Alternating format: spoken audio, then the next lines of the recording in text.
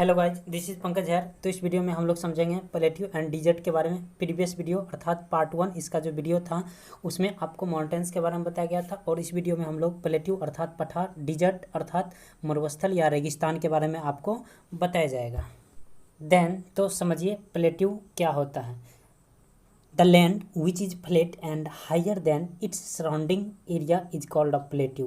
कहने का मतलब यह है कि वह लैंड जो अपने आसपास के चारों ओर के जो एरिया होता है उस एरिया से ऊंचा जो जगह होता है, higher than its surrounding area, अपने आसपास के एरिया से वह क्या होता है, ऊंचा स्थान होता है, और वह क्या होता है, समतल होता है। तो वह जगह क्या कहलाता है, प्लेट्यू कहलाता है। जैसा कि आप फिगर में देख सकते हैं, आसपास का जो एरिया है उस एरिया से यह जगह जो है वो काफ़ी क्या है, उठा हुआ है, और उसका टॉप वाला जो पोर्शन है वह क्या है, फ्लैट है अर्थात समतल है।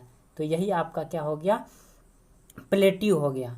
तो जब कभी आपसे प्लेट्यू के बारे में पूछा जाएगा तो आप इस तरह से बता सकते हैं। नेक्स्ट हम लोग समझते हैं इसके कुछ मेन पॉइंट्स। कह रहा है peninsular plateau lies to the south of the great plain of northern India. कह रहा है कि पेनिनसुलर प्लेट्यू अर्थात प्रायद्वीपीय पठार, यह जो स्थित है यह नदर्न इंडिया, कह रहा है कि उत्तरी भारतीय जो मैदानी क्षेत्र है उसके दक्षिण में यह पेनिनसुलर प्लेट्यू स्थित है, अर्थात प्रायद्वीपीय जो पठार है वह स्थित है। ठीक है ना। आगे कह रहा है कि it is triangular in shape, और इसका जो आकार होता है कैसा होता है, ट्रायंगुलर होता है, तिकोना आकार का होता है। कह रहा है विद अ ब्रॉड बेस, और इसका जो बेस होता है आधार वह क्या होता है, चौड़ी होती है। आगे कह रहा है कि इन द नॉर्थ में है यह, and a narrow apex in the south, और इसका जो अपेक्स है वह किधर है, तो साउथ में है। किधर है, तो साउथ में। तो कहने का मतलब यह है कि इसका जो बेस वाला पोर्शन है वो ट्रायंगुलर है, ठीक, यानी चौड़ी है, और यह जो अधिकांश भाग जो है इसका बेस वाला जो पोर्शन वह नॉर्थ में है, और अपेक्स अर्थात टॉप वाला जो पोर्शन है वह किधर है, तो साउथ डायरेक्शन में है। ठीक है ना। This plateau is made up of ancient Agnes and metamorphic rocks, और यह जो प्लेट्यू बना हुआ है वह ancient Agnes and metamorphic rock से बना हुआ। रॉक मतलब क्या होता है, चट्टान, इनसे यह प्लेट्यू बना हुआ। मेटामॉर्फिक का मतलब होता है रूपांतरित चट्टान। आगे कह रहा है this plateau is divided into 2 parts by the Narmada river, और कह रहा है इस प्लेट्यू को 2 भागों में बांटा गया है। ठीक है ना। कितने भागों में, 2 भागों में, और किसके द्वारा, तो नर्मदा नदी जो है उस नर्मदा नदी के द्वारा इस प्लेट्यू को 2 भागों में बांटा गया है, और वह दोनों भाग क्या कहलाता है, एक मालवा प्लेट्यू कहलाता है और एक दक्कन प्लेट्यू कहलाता है। नेक्स्ट हम लोग समझते हैं इम्पोर्टेंट्स जो आपका फैक्ट्स हैं कुछ यू कैन नो वाले में। तो इसमें हम लोग समझते हैं, कह रहा है कि Kanyakumari is the southern most point of the Indian mainland. कह रहा है कि जो भारतीय मेनलैंड है इस मेनलैंड के सुदूर दक्षिण जो दक्षिणतम बिंदु है उस बिंदु पे आपका कन्याकुमारी स्थित है। यूँ कहें तो आप मैप में देख रहे होंगे जो सबसे टॉप वाला जो नॉर्थ डायरेक्शन है, तो वहाँ से आपका जम्मू कश्मीर शुरू होता है और कन्याकुमारी में जाकर क्या होता है, लास्ट हो जाता है। ये आपका इंडिया का मेनलैंड है। ठीक है ना। वो आपका कहाँ से शुरू होता है, तो नॉर्थ में जम्मू कश्मीर से शुरू होता है, और साउथ में कहाँ ख़त्म होता है, कन्याकुमारी में जाकर ख़त्म होता है। तो कह रहा है कि Kanyakumari is the southern most point of the Indian mainland. कह रहा है कि जो भारतीय मेनलैंड है इसका दक्षिणतम बिंदु जो है वह कन्याकुमारी ही है, बट लेकिन the southern most point of Indian union is Indira point. और कह रहा है कि जो इंडियन यूनियन का, जो भारतीय संघ का जो दक्षिणतम बिंदु है, दक्षिणतम, ठीक है ना, वह आपका है इंदिरा पॉइंट। इंदिरा पॉइंट क्या होता है मैं इसे भी इसी वीडियो में आपको बताऊंगा जस्ट इसके बाद।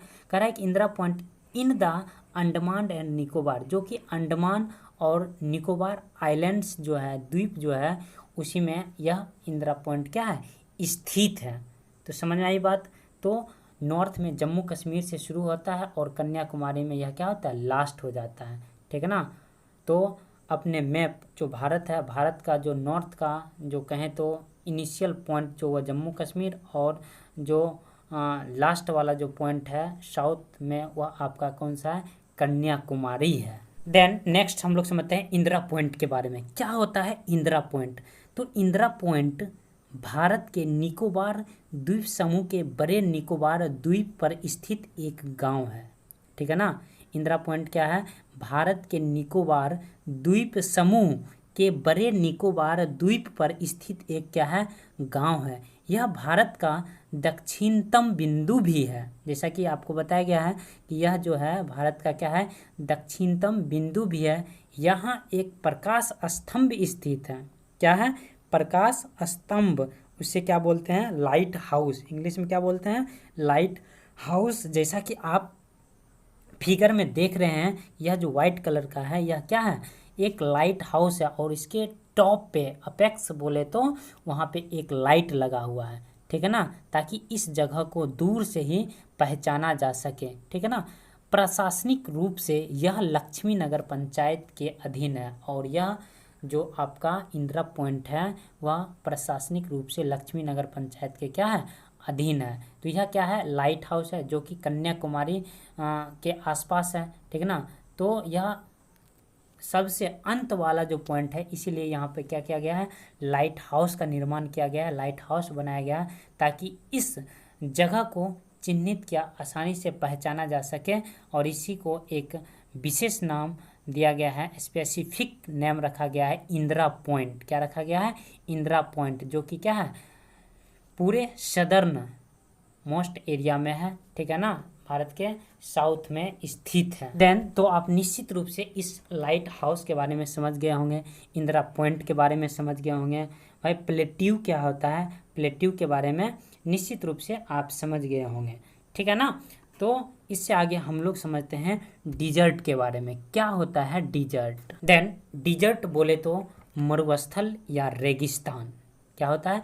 मरुस्थल या रेगिस्तान। अब यह डिजर्ट होता क्या है मेनली, ठीक है ना, मुख्य रूप से आखिर डिजर्ट कहते किसको है? तो कह रहा है कि a desert is a very large area of land having sand and very little water and very few plants growing on it. कहने का मतलब यह है कि डिजर्ट अर्थात रेगिस्तान जो होता है यह बहुत बड़ा एरिया होता है, जहाँ पे सिर्फ और सिर्फ रेत ही रेत देखने को मिलता है। क्या मिलता है? रेत ही रेत। यहाँ का जो लैंड होता है वह रेतीला, यानी कि रेत ही रेत रहता है। यहाँ के लैंड में रेत ही रेत देखने को मिलता है, और इस एरिया में बहुत ही कम, वेरी लिटिल वाटर, बहुत ही कम पानी कहें तो देखने को मिलता है। और वर्षा की बात करें तो वर्षा भी बहुत ही इस एरिया में कम होते हैं। And very few plants growing on it, और जिसके कारण बहुत ही कम प्लांट्स जो है इस एरिया में विकसित होते हैं। इतना ही नहीं, यहाँ पे उगने वाले हर एक पौधे, पेड़ पौधे, पौधों की जो पत्तियाँ होती है वो कहें तो कटीली हो जाती है। यहाँ पे मुख्य रूप से कटीली झाड़ियाँ ही पाए जाते हैं। क्यों? क्योंकि कम पानी के कारण यहाँ पे उगने वाले पौधों की पत्तियाँ क्या होती हैं, सिकुड़ जाते हैं, ठीक है ना, और जिसके कारण वह कांटा का रूप ले लेता है, और जिसे हम कटीली झाड़ी के रूप में भी जानते हैं। तो ये स्थिति एक डिजर्ट एरिया की होती है। क्यों? क्योंकि यहाँ पे वर्षा भी कम होती है, और वर्षा कम होने से कहें तो नमी की मात्रा बहुत ही कम होती है, जिसके कारण यहाँ पे बहुत तरह के कठिनाइयों का सामना करना पड़ता है। अगर आपसे पूछा जाएगा व्हाट इज अ डिजर्ट, तो आप कह सकते हैं one liner, a desert is a very large area of land having sand and very little water and very few plants growing on it is called desert area। Next हम लोग समझते हैं इस डिजर्ट एरिया का location, अर्थात यह स्थित किधर है, ठीक है ना, भारत के किस दिशा में यह स्थित है। तो कह रहा है कि in the north western part of India is the Indian desert और द थार डिजर्ट। तो कह रहा है कि भारत का जो उत्तर पश्चिमी जो भाग है, ठीक है ना, उसी एरिया में यह इंडियन डिजर्ट के रूप में जाना जाता है, जिसे थार डिजर्ट भी कहा जाता है, ठीक है ना। क्या कहा जाता है? थार डिजर्ट। और यह थार डिजर्ट भारत के किस स्टेट में है? तो यह राजस्थान में है। कहाँ है? राजस्थान में है। तो इन the north western part of India, Bharat के उत्तर और पश्चिमी भाग में यह थार डिजर्ट भारत के राजस्थान स्टेट अर्थात राज्य में यह स्थित है और यह इंडियन डिजर्ट के रूप में भी जाना जाता है। अगर आपसे पूछा जाएगा इंडियन डिजर्ट का क्या नाम है, तो आप थार डिजर्ट कह सकते हैं। ठीक है ना। Next, the people here lead a tough life, और यहाँ पे रहने वाले लोग जो है वो कठिन जीवन व्यतीत करते हैं। कठिनाइयों का सामना बहुत ही करना पड़ता है, क्योंकि यहाँ पे बालू अधिक होने के कारण, दूर दूर तक पानी नहीं होने के कारण यहाँ पे जीना कहें तो बहुत ही कठिन होता है। कई कठिनाइयों का सामना करना पड़ता है। Next, it is very hot and dry in the day time during summer, और कह रहा है कि समर सीजन के दौरान, ठीक है ना, ग्रीष्म ऋतु के दौरान दिन के समय में यहाँ बहुत ही गर्म और सूखा जैसा मौसम होता है। ठीक है ना, बहुत ही गर्मी पड़ती है दिन के समय। हाउएवर, नेक्स्ट कह रहा है कि the nights are quite pleasant and cool during winter, और विंटर सीजन में जो रात होती है बहुत ही कहें तो ठंडी होती है, प्लेजेंट सुहावना मौसम होता है। कह रहा है it's rains little in the desert area, और ऐसे क्षेत्रों में कहें तो वर्षा बहुत ही कम होती है। क्या होती है? वर्षा बहुत ही कम होती है। तो इस वजह से भी यहाँ पे और अत्यधिक गर्मियों का सामना करना पड़ता है। इसीलिए इस एरिया में रहने वाले लोग हमेशा अपने सर पे पगड़ी बांधे हुए रहते हैं, ताकि उसे सूर्य का डायरेक्ट इफेक्ट ना पड़े उसके प्रकाश का। Next, there are very few plants and trees which grow here, और कह रहा है कि यहाँ पे बहुत ही कम पौधे और पेड़ होते हैं, ठीक है ना, जो यहाँ पे क्या उगते हैं। क्यों? क्योंकि आपको कारण पहले बता दिया, क्योंकि नमी की मात्रा बहुत ही कम होती है, डिजर्ट एरिया में जल की कमी होती है, जिसके कारण पेड़ पौधे बहुत ही कम उगते हैं। यदि उगते भी हैं वह काफ़ी कटीले होते हैं।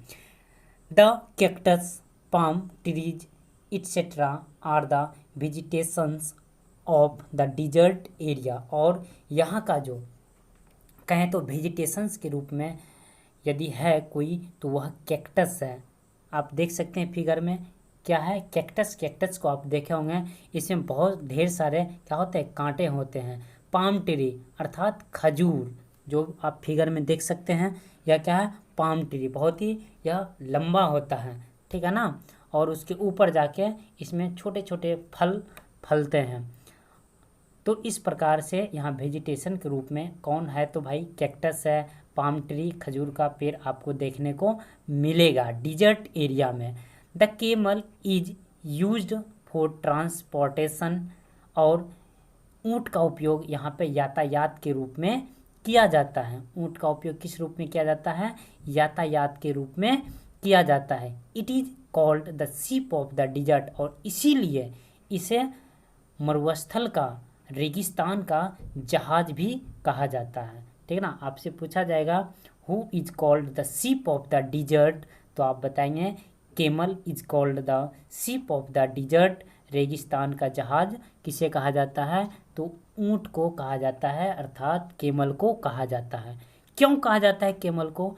इस चीज़ को जानने के लिए एक ऑलरेडी वीडियो बना हुआ है, रेगिस्तान का जहाज ऊँट को क्यों कहा जाता है, ठीक है ना।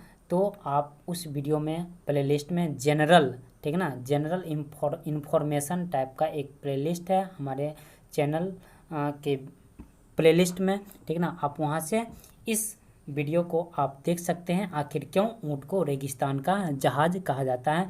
निश्चित रूप से आप वहाँ अच्छी तरह से और समझ सकते हैं क्यों कहा जाता है। यहाँ पे सिर्फ आप समझिए कि ऊँट को क्या कहा जाता है? मरुस्थल का जहाज कहा जाता है, ठीक है ना। देन तो इस टाइप से आपसे क्वेश्चन भी पूछा जा सकता है कि which is the great desert in India, तो आप आंसर देंगे Thar desert is the great desert in India. क्या देंगे answer? Thar desert is the great desert in India. इसका मतलब ये हुआ कि भारत में सबसे विशाल जो डिजर्ट, सबसे बड़ा डिजर्ट जो है वह कौन सा है? तो थार डिजर्ट जो है वह भारत में सबसे बड़ा क्या है? डिजर्ट है। Thar desert is the great desert in India. आगे पूछा जाएगा क्वेश्चन कि who is called the ship of the desert. तो जैसा कि आपको बताया भी गया है कि the camel is called the ship of the desert, यानी कि केमल को मरुस्थल या रेगिस्तान का जहाज कहा जाता है। कौन मरुस्थल का जहाज कहलाता है? तो केमल जो है वो मरुस्थल का जहाज कहलाता है। तो इस वीडियो में इतना ही तक। नेक्स्ट वीडियो में आपको पेनिनसुला आइलैंड और उसी के साथ क्लाइमेट के बारे में भी आपको बताया जाएगा। तो निश्चित रूप से आपने वीडियो को पूरा देखा है। वीडियो कैसा लगा? अच्छा लगा तो कमेंट करें, लाइक करें और अपने दोस्तों के साथ शेयर करें। ठीक है, तब तक के लिए इतना ही। मिलेंगे नेक्स्ट वीडियो में। धन्यवाद।